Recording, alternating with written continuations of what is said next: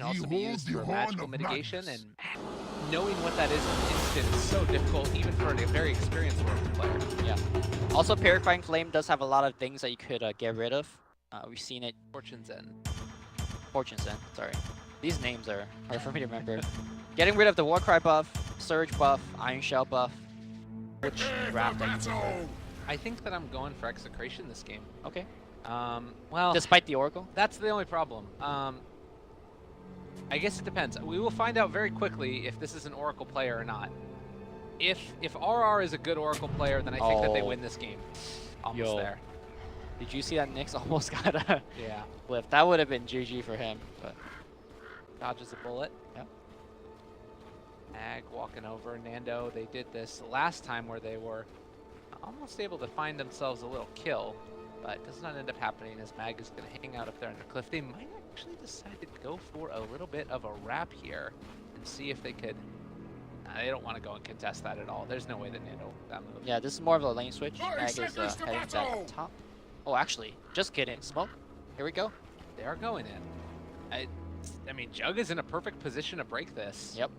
Are they just going to go for a blind stun? Ninja Boogie going to run Nando? into... Is he asleep? Okay. That's a lift? That's the lift back into the stun? No. I mean, poorly played in my opinion for Mineski. That was a kill. Well, it was a lift into Burrow Strike. That needed to connect. And then the Storm Hammer should have connected as well, but fair enough. I guess Ninja Boogie... Maybe that's not fair, because level 1 Burrow Strike has like no cast range, so there is that. And you want to make sure, if you don't time that perfectly, you don't get the kill too. That's the other scary part about it, so. I mean, again, you miss every shot you don't take, right? So just throw it out. Who cares if it's only like 100 mana or whatever. All right, well, Leemic going to help out the Queen of Pain in the mid lane against this Bloodseeker. Mushi again with an interesting set. Always love to see those. In this matchup for the Darkseer is a little bit less bad than it was previously. Is just going to sort of skewer him around, give him a couple punches. I mean, he can punch Mag all he wants, but he's going to be having trouble in this lane. And I talked about having a Darkseer in the safe lane last game, but this time it's going to be much more applicable. He gets to pull, he gets to farm the jungle, and in fact he is going to double stack and pull to deny even further resources from the Mag. That really sucks. Oh, this lane's going to be confusing to call Mag and Mag. Mag and Mag. We'll have to call it Magnus. That'll be the way to do it. Yeah, Mushi, the plus part about having a Bloodseeker here is that if you do get a decent amount of last hitting as well as the extra damage coming in, as Oracle RR in a little bit of trouble trying to get the pull off. He's going to get the creep wave over towards him, so Rhea pulling that one through, and RR will be able to live. Doesn't mean that Bloodseeker gets all that bonus damage as well. You know, I wonder if Queen of Pain will even level up that Shadow Strike. Normally, against a melee hero, you always level it up because it's such a good harassing tool. But look at Mushi just going hard on James. And of course, like we mentioned, Mushi has so much regen that I'm not even sure the kind of the passive harassing way of Shadow Strike will be an effective way to shut him down. Yeah, that's a good point. Maybe it would have been one of those games where you can go for Scream and Pain. I guess the plus side to it is that you also get the slow, which does scale with the levels in it. So maybe I can find a kill in that fashion. Oh, he does level it up. But you can see, like, Mushi just doesn't care. He just is going to be at full HP. And it's not like you can last hit against like Blood Rage. It's doing a lot of extra damage potential. So, that's about happy. Yeah, not bad. I guess the annoying thing is that you throw your Blood Rage on yourself to get the 1 or 2 last hit. But when you have that on you, you're going to just take a ton of that extra damage. And now Mushi in a lot of trouble. Of course, being only level 3, there was no access into Scream. And so Mushi will just need to south back up. He'll be fine with it. He could go back in again, and actually he's going to try and save it for the moment. With Ninja Boogie holding the line, yeah, Mushi does finally end up using it. That's probably the right decision. Oh, Rage Potato looking for the skewer up on the high ground. He gets him. Mag. Wait, he's up there with them as well. No, that Mag. means he's dead. Oh, God, no. That was a PogChamp play to a Fellfish, like super fast. Yeah, they wanted to find the kill. Oh, that's a first blood too. Where's the core? You give him that TP. Fast. Nyx Assassin rotating. Maybe he's gonna kill him here. Yeah, this should be a kill for the Nyx. Does he have vision? I mean, he doesn't have vision. Pale, he needs right? to. Okay, he sees him now, but then he could just look at this guy. All right, they're gonna Mag's gonna come here. Magnus. There you go. All right. You must have What a calm fiesta. That was pretty good. The seed that I love the most. All right, so Raging Potato again, switching up roles. Wasn't quite on point with the way that he skewered him there. Oh, he was on point, but Well, no, because you're supposed to be Yeah. able to skewer while leaving Yeah, yourself yeah, on yeah. the low ground. that's actually like a there's like a pretty small window. Oh, bottom. Yeah, Nice. Nando's dead. Oh, it's not looking good for the Execration team. You dead. I guess Queen of Pain is still having a good time mid. We have Magnus getting a lot, about the same amount as the Darks here. The big problem, of course, is just this Juggernaut down bottom. Fernando is kind of being bullied around that.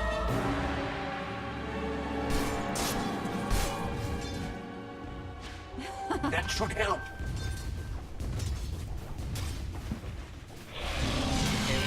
Yeah, I'm just watching Mushi lasting in the mid lane. He's done a pretty good job of it.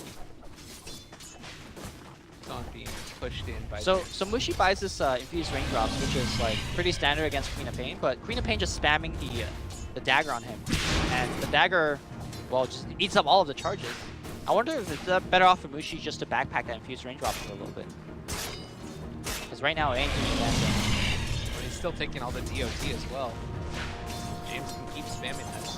They are coming in with Bayor though, and a little bit aware as the Burrow Strike going to connect the blood right. They're gonna get him anyways, I think. Well, they are going to maybe end up losing another one, possibly, or Oh, thanks for trying that to lead. do it. Not going to happen. That is the power of Bloodseeker. You want a little bit more as well, Lemek? Well, the Blood Right ends up working out okay in spite of the fact that, Or they do it. yeah, it's, I wonder if he threw it on the creep wave to get a little bit of burst heal if some heroes or some creeps were about to die, but I don't think that was the case either. He also just doesn't level Rupture at 6. Is this the new next level meta? maybe. Or is that a Mushi misclick? I think it's okay. What?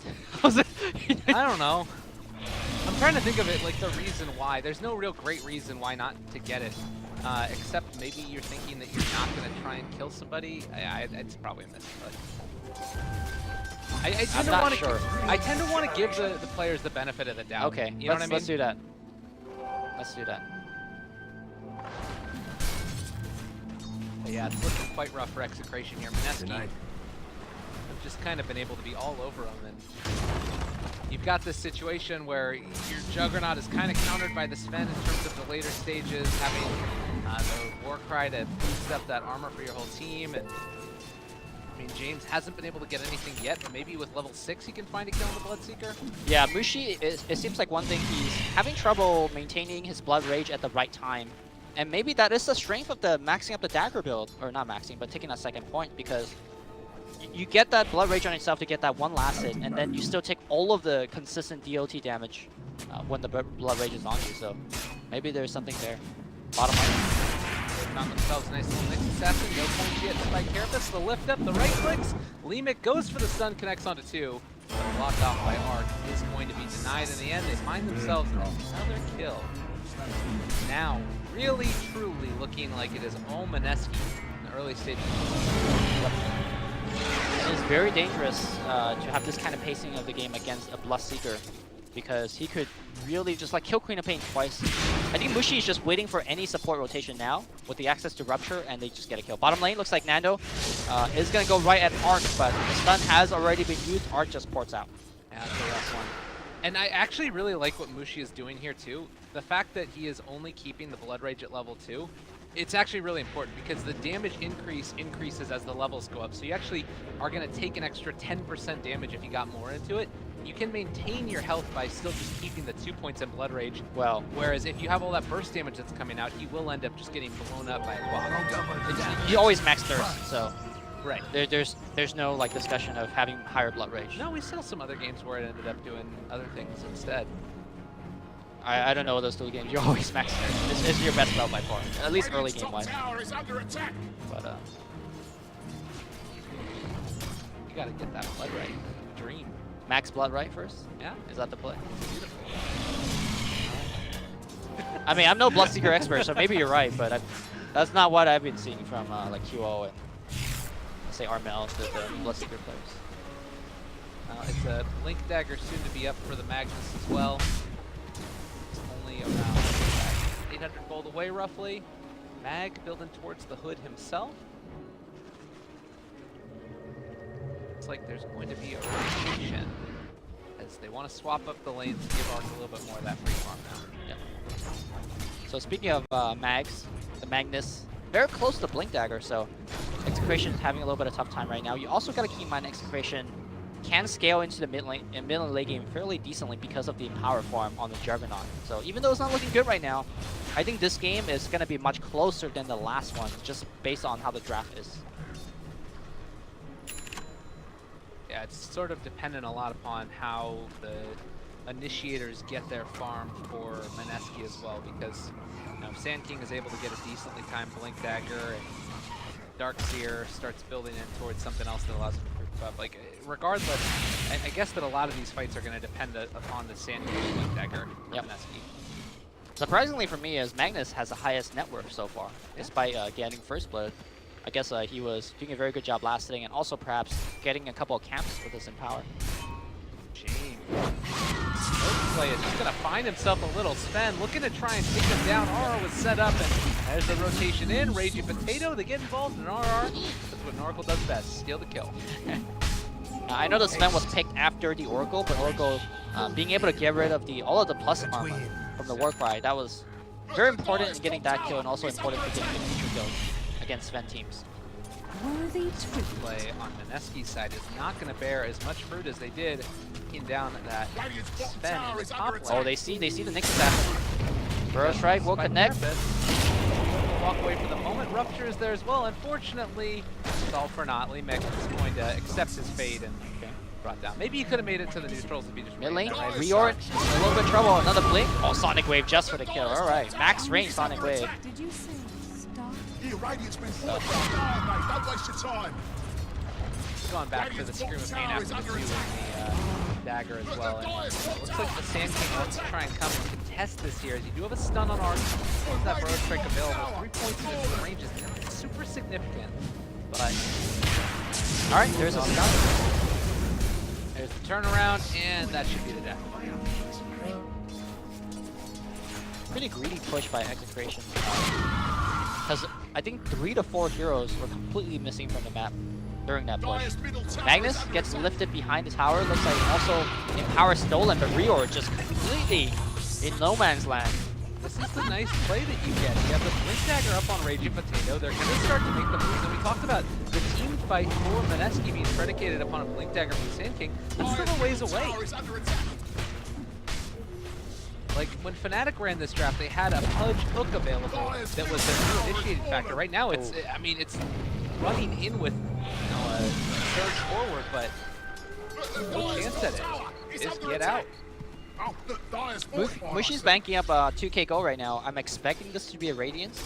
Or sorry, not Radiance, Midas. And then perhaps into Radiance a little bit later on. That's the build that at least Kyo went for. But Mushi also a player known to bank gold. Maybe just wants to wait and see what is particular he wants to go for. If they want to try and get something for the more current situation, you could go for like drums, but I don't really like that either. I think that Midas is probably the best bet for him, although the question is like how quickly are Execration going to start making things happen. And if it's any indication right now, Reor getting gone on, he steals Vendetta, and that's actually going to let him get away. Although with the Veil and the long duration of the dagger, he might still end up going down. He needs to pop and limit the kill. He misses the Vendetta strike, but now the False Promise. Oh, that was a lot of damage. James, he needs to TP home right now. I think he's dead from this, potentially. No, he's getting kills. Yeah, it was a lot of damage with the Rupture blink away, though. Yeah. It was only level 1 Rupture? Yeah, okay.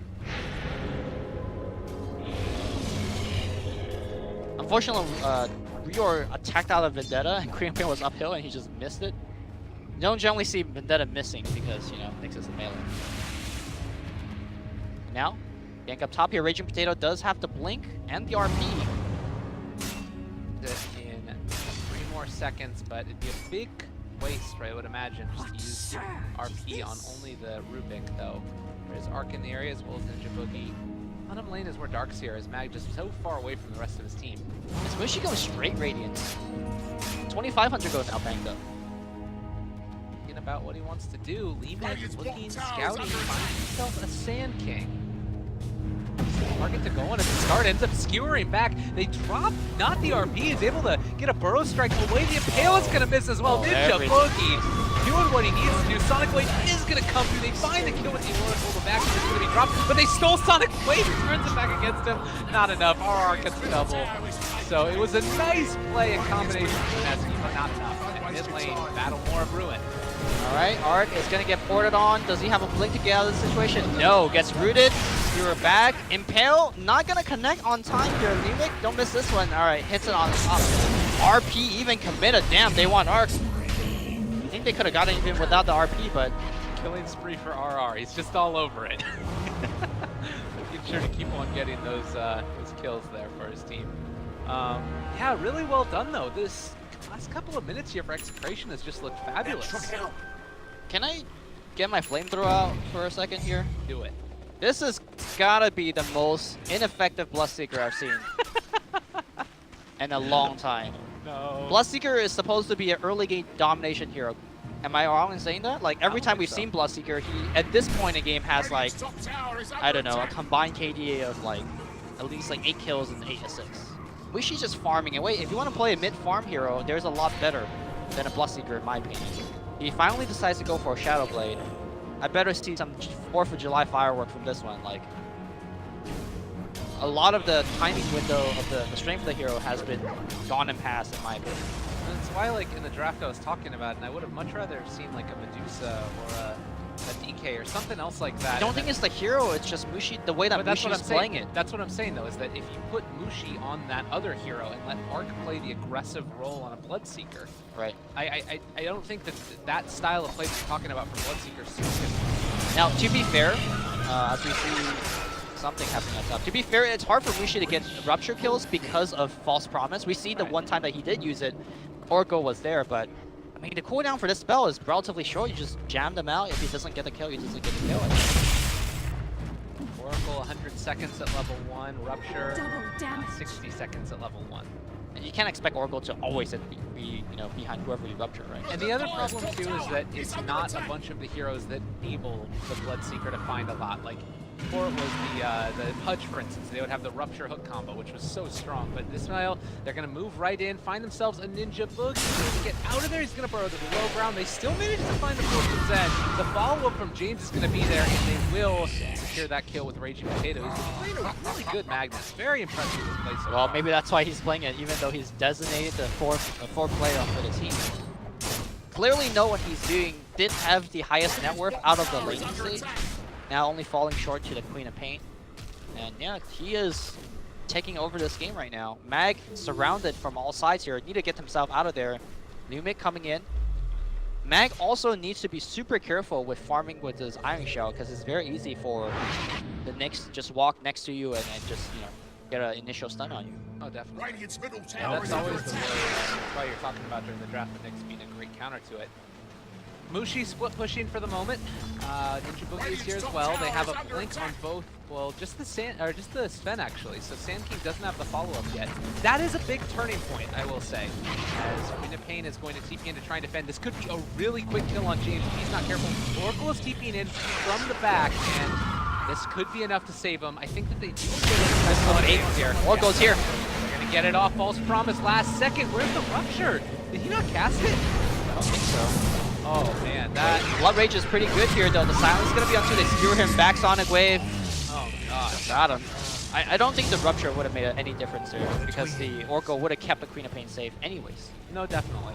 It felt like the game plan there was to Rupture all the stun came out so that way you could end up getting a, Queen of Pain couldn't blink away, but I guess he threw out the blood right on top of it as well. But this is the scary part, is now you're going in towards Roshan and Execration is in a great position to take this.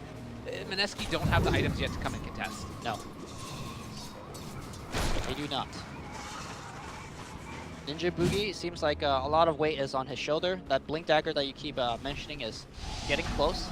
Mag, guess he's working towards a finish item. But it almost feels like he also needs a blink to help the Beast team fight. Right. Sven does have his blink, so that's a good one, but it feels like very different.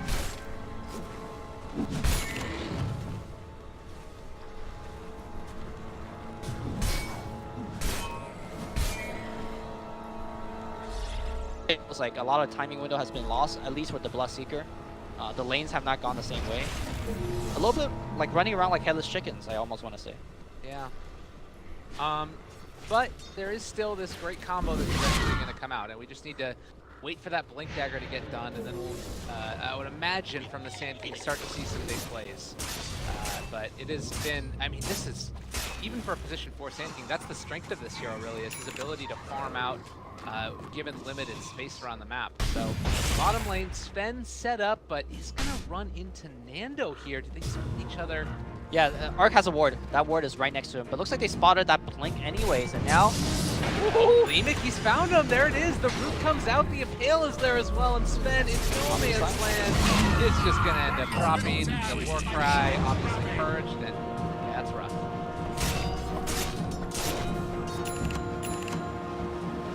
So looking at Ninja Boogie.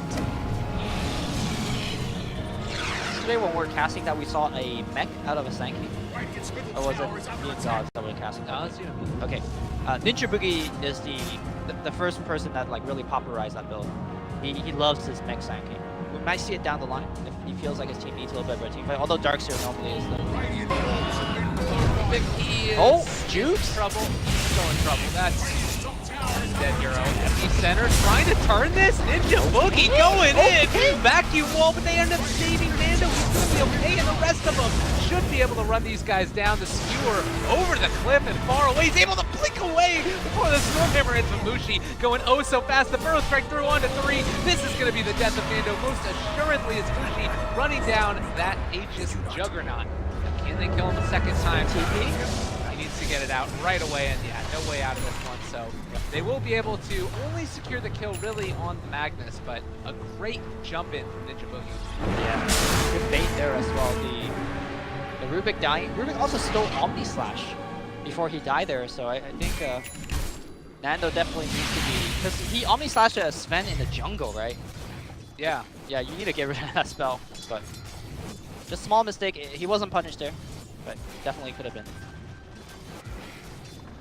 Okay.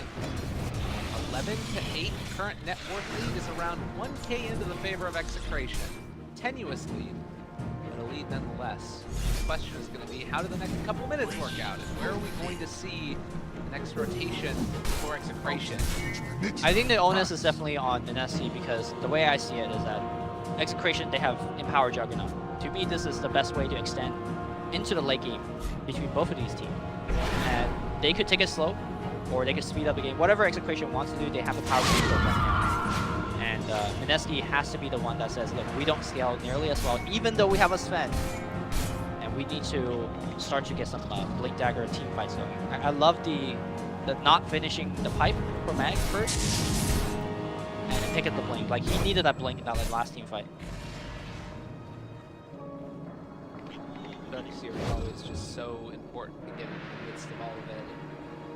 And with the, we talked about it, the Blink Dagger, as soon as it was done on Sand King, that started to make these plays. Oh, Leemic.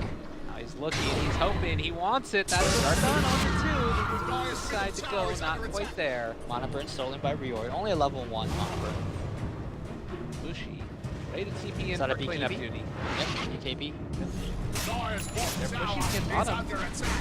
I think this time when you drop the healing wall, they're going to get lifted. The burrow is again there. Epicenter backing wall yet again. The Sonic Wave comes out though. Isn't enough damage? They're already Rupture under 1. Disarm can hopefully still have RP if they want to go back in. Leemic already dead. That's a dead Jug.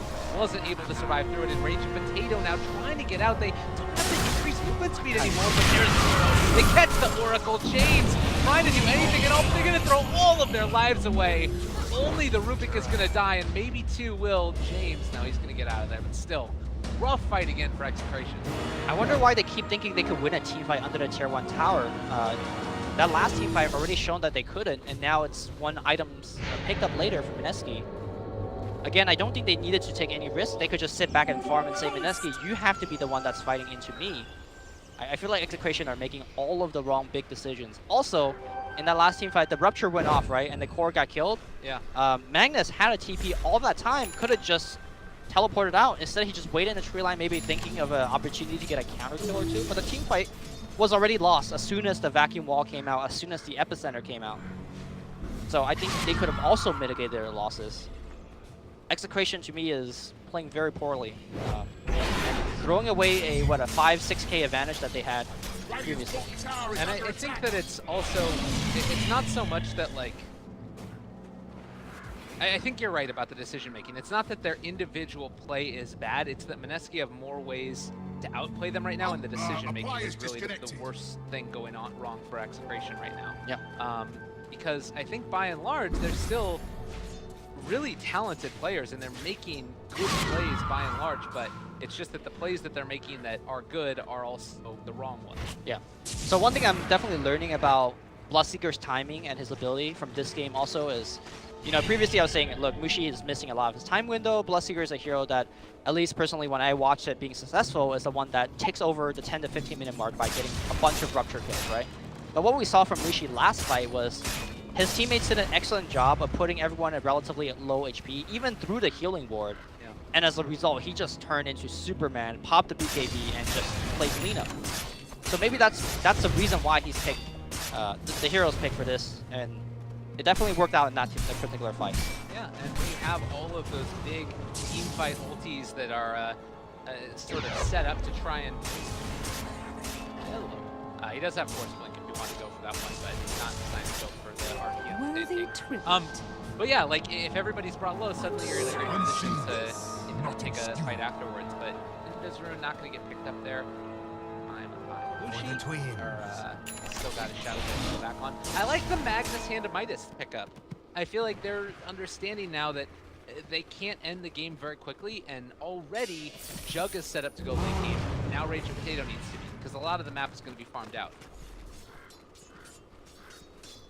Their big movement. Oracle is not here for this fight, and He has support. it's not really a great place though if they can get this fight going. There's the burrow on the Magnus. The vacuum wall is only onto one. Oracle not there in time to be able to save him, and Rage Potato just going to end up going down. That really hurts. That means they're going to lose tier 2. I think the critical thing for the next 5 to 10 minutes or so is the Roshan. It's going to spawn soon. Currently, we have Execration having very good vision around the area, but that is just one round of D-Ward away, and Mineski could claim the next Aegis as well.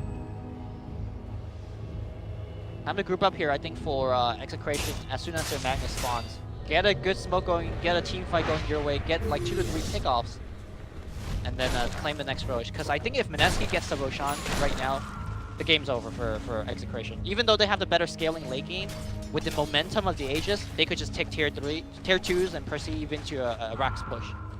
So the next 2-3 minutes for Execration is extremely tenuous. And they also have really great heroes on Mineski to keep these creep waves pushed out without having to really commit a whole hero to the lane. You have Darkseer, you spam out the Ion Shells. You've got Sand King that shows up for like half a second and the whole creep wave is dead with Caustic and Burrow Strike. So by and large, this is not a lineup that you're going to be even able to go into split push really against even. Like you have some ways to do it with like a Juggernaut spin TP and dropping Manta Illusions or what have you, but it's not as effective because the creep wave is getting pushed out so easily by Mineski.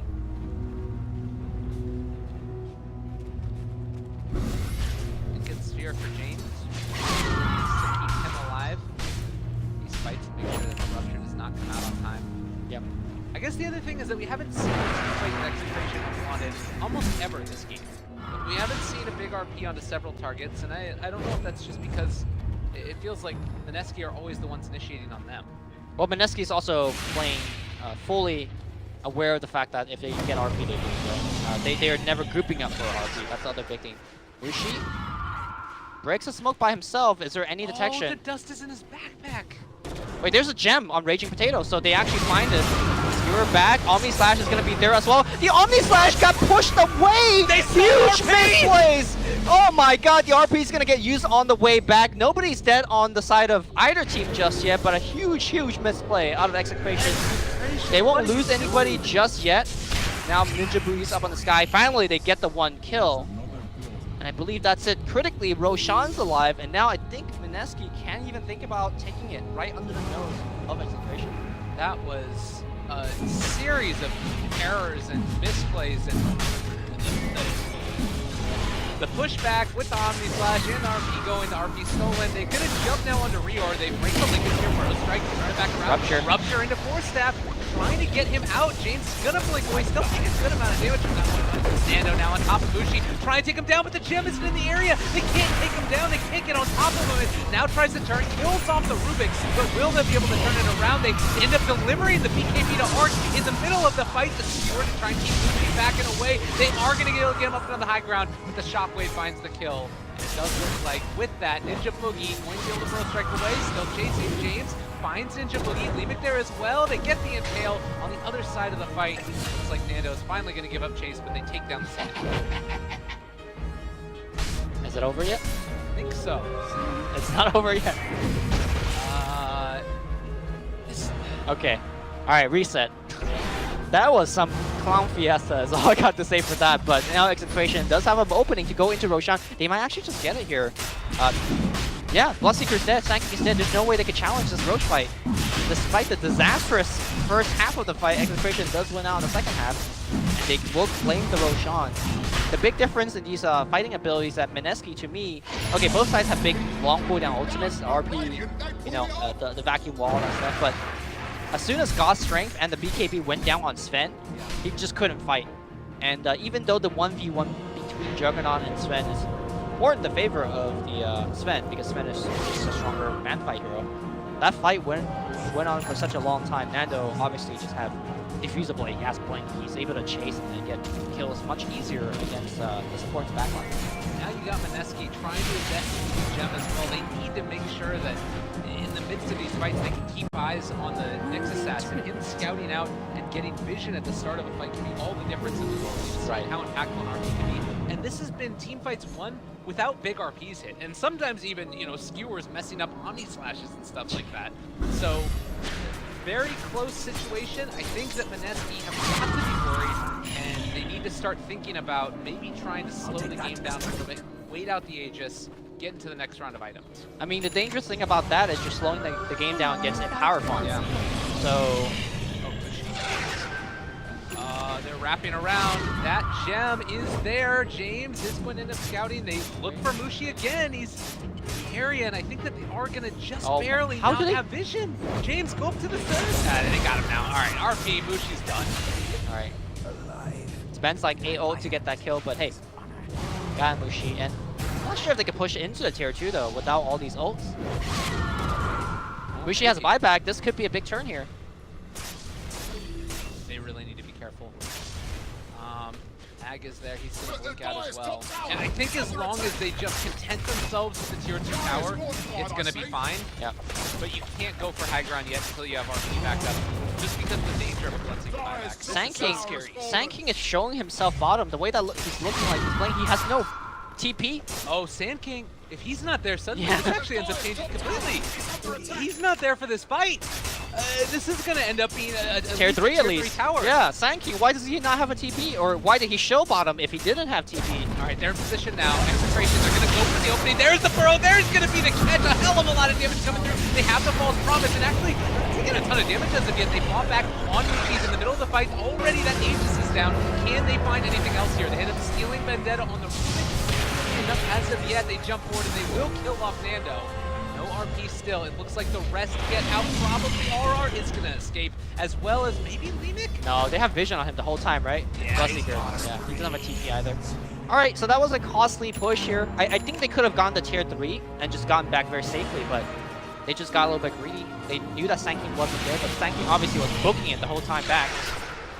But still, they got to tier 3, so they could now start thinking about the outside shrines. But still, that was a very costly push. They're down Juggernaut for a bit. They did get a buyback out of Mushi as well, so that's something. And if they could get the Sven here, that's absolutely huge. Oh, the veil tips them off. What is happening? Skewer back. Did they catch him? They're going to pull him back in. Raging Potato, he doesn't have RP for 2 seconds. He just needs a couple more to get out of there, but it's not going to happen. And Raging Potato is going to drop 67 seconds. No buyback. This could be the timing for Mineski. Oh my god, the classic C throw. Really? They were so far ahead just 5 minutes ago. They fight without RP.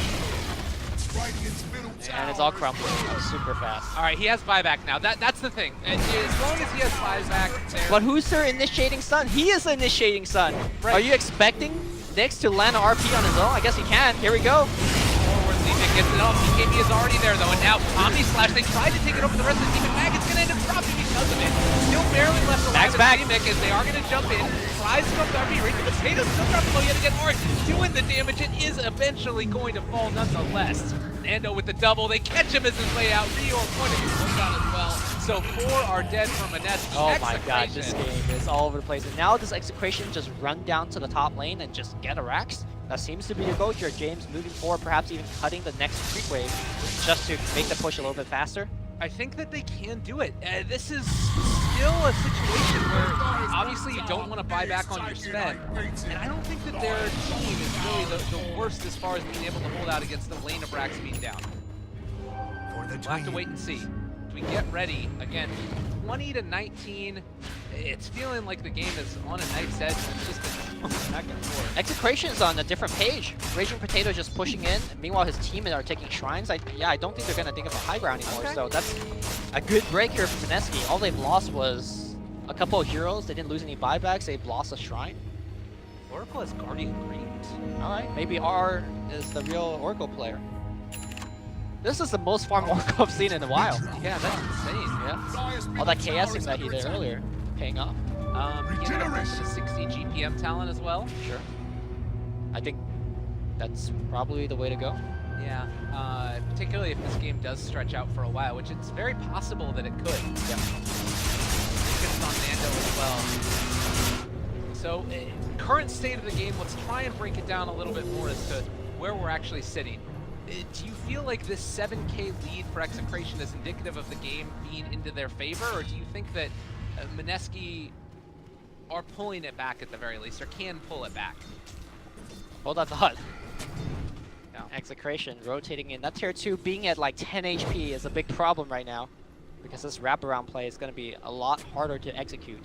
It's going to be a courier that passes by, and that one does have sentry wards on it. Lemic walking forward. He gets the spike. Carapace off there. So he can walk away. Skewer back. Oh, what a play by Raging Potato. The 4-staff, and then he ended up stealing Skewer to Reor.